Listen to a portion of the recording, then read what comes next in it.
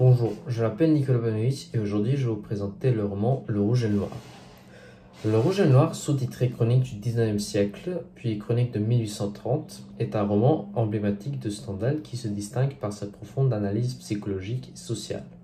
L'histoire suit Julien Sorel, un jeune homme ambitieux issu de la classe paysanne, dans sa tentative d'ascension sociale à travers le clergé et la haute société, en utilisant l'éducation et les relations romantiques comme moyen de progrès. Le titre symbolise les deux voies de l'ascension dans la société de l'époque. Le rouge pour l'armée et le noir pour le clergé. Le roman se déroule durant la Restauration, une période où la France est tiraillée entre le retour de la monarchie bourgeoise et les idéaux de liberté et d'égalité hérités de la Révolution française et de l'Empire napoléonien. Cette époque est caractérisée par un conservatisme social et politique, mais aussi par l'émergence de la bourgeoisie comme nouvelle classe sociale influente. Le contexte historique est essentiel pour comprendre les enjeux du roman, notamment la critique des rigidités de classe et l'hypocrisie des élites. La motivation de choisir le rouge et le noir pour l'oral du bac réside dans la richesse et la complexité de l'œuvre, qui permet d'explorer diverses thématiques telles que l'ambition, l'amour, l'hypocrisie sociale et le conflit entre les aspirations individuelles et les contraintes sociétales. Julien Sorel, avec son intelligence, sa sensibilité et ses contradictions, est un personnage fascinant qui offre une fenêtre sur les dynamiques sociales et les luttes internes de l'individu face aux attentes et aux normes de son époque. Je vois moi-même à certains degrés dans le personnage de Julien Sorel. L'œuvre de Stendhal, par sa critique des structures sociales et son exploration de la psychologie humaine, demeure incroyablement pertinente. Elle invite à réfléchir sur les notions d'ascension sociale, d'intégrité personnelle et sur le prix de l'ambition dans un monde régi par des codes sociaux stricts.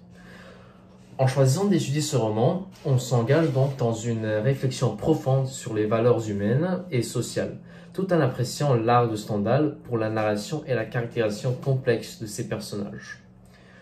Julien Sorel est le reflet des tensions de son époque. Avec ses rêves napoléoniens dans une France restauratrice, il choisit le clergé pour monter socialement, symbolisant le conflit entre ambition et valeurs personnelles dans une société rigide. Sa trajectoire souligne les dynamiques de pouvoir et la complexité des ascensions sociales. Le personnage de Madame de Rênal incarne les vertus bourgeoises et les dilemmes féminins de l'époque, tiraillés entre passion et conformité sociale. Sa relation avec Julien met en lumière les contraintes morales et les attentes imposées aux femmes. Son père, maire de Verrières, Monsieur de Rênal, représente l'hypocrisie et la corruption de l'élite provinciale, soucieuse de sa réputation plus que de véritables valeurs morales, illustrant la façade de vertu souvent affichée par les élites de l'époque. Mathilde symbolise le dilemme de l'aristocratie face au changement attiré par l'intelligence et l'ambition de Julien, contrairement à l'oisiveté de ses pairs aristocrates. Sa relation avec lui explore les tensions entre ancienne noblesse et nouveaux idéaux de mérite. Ces personnages, à travers leurs relations et leurs conflits, peignent un tableau des différentes strates de la société française et des tensions post-révolutionnaires, entre aspirations personnelles et contraintes sociales. Dans Le Rouge et le Noir, l'ambition et la quête d'ascension sociale sont incarnées par le personnage principal, Julien Sorel. Issu d'une famille modeste, Julien est déterminé de s'élever au-dessus de sa condition grâce à son intelligence et à sa détermination. Il voit dans le clergé un moyen d'ascension reflétant la réalité sociale de l'époque où les institutions religieuses offraient l'une des rares voies de mobilité sociale pour les individus de basse extraction. Stendhal explore la complexité de l'ambition, montrant à la fois son potentiel émancipateur et ses pièges, comme la nécessité de se plier aux codes et aux hypocrisies de la haute société. L'ascension de Julien met en lumière les tensions des idéaux méritocratiques de la Révolution française et la structure sociale rigide de la Restauration. Les relations amoureuses sont profondément entrelacées avec les dynamiques de pouvoir. La liaison de Julien avec Madame de Rênal, puis avec Mathilde de la Mole, est marquée par des jeux de pouvoir et d'ambition. Avec Madame de Rênal, Julien expérimente le pouvoir émotionnel, utilisant leur relation pour sécuriser sa position. Or, avec Mathilde, la relation est plus complexe, imbriquant amour, ambition et pouvoir social. Stendhal montre comment l'amour peut à la fois élever et compromettre, devenant un vecteur à travers lequel les ambitions personnelles et les contraintes sociales se rencontrent et se heurtent. Stendhal peint un tableau critique de la société de son temps, marqué par l'hypocrisie et la superficialité.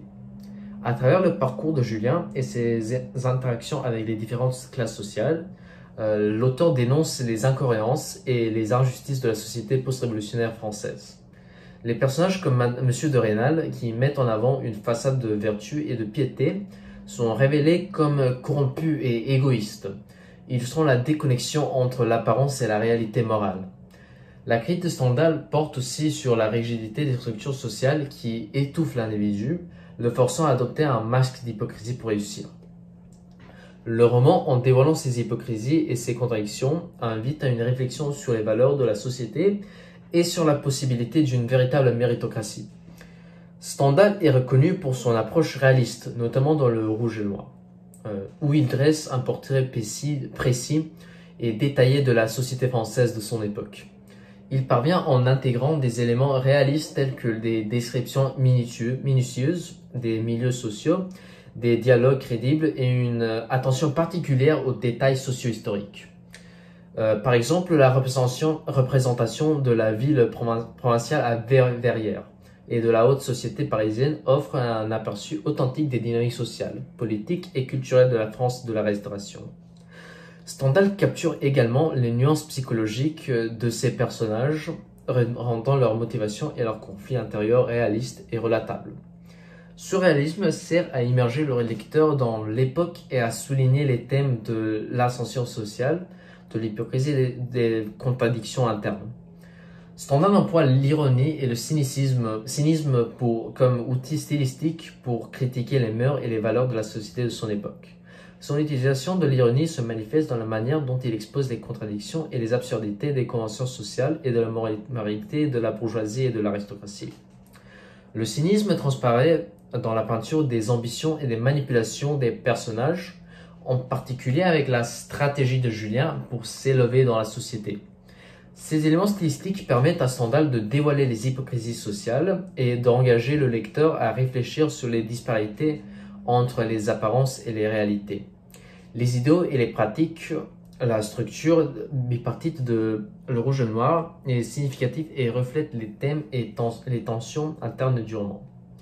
La première partie fait allusion aux ambitions militaires de Julien et sa passion pour les idéaux napoléoniens, symbolisant l'action, le désir de gloire et la rébellion contre l'ordre établi. La deuxième partie, Le Noir, se réfère de la carrière ecclésiastique de Julien et à son immersion dans les intrigues de la haute société, symbolisant la spiritualité mais aussi l'hypocrisie et la manipulation. Cette structure souligne le contraste entre les aspirations personnelles de Julien et les moyens qu'il emploie pour les réaliser, ainsi que la dualité entre l'authenticité et l'artifice dans la quête d'une place dans la société.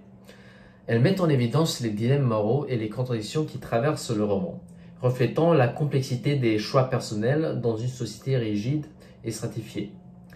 Ce roman-là reste remarquablement pertinent pour les lecteurs contemporains. Les thèmes d'ascension sociale, d'ambition et de conflit entre les désirs personnels et les attentes sociétales résonnent toujours d'aujourd'hui.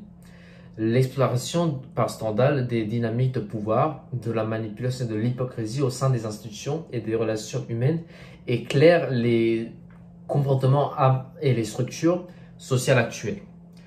De plus, la quête d'authenticité face aux pressions de conformité et les dilemmes moraux auxquels est confronté Julien Sorel trouve un écho dans les défis contemporains autour de l'identité, de la réussite et de l'intégrité.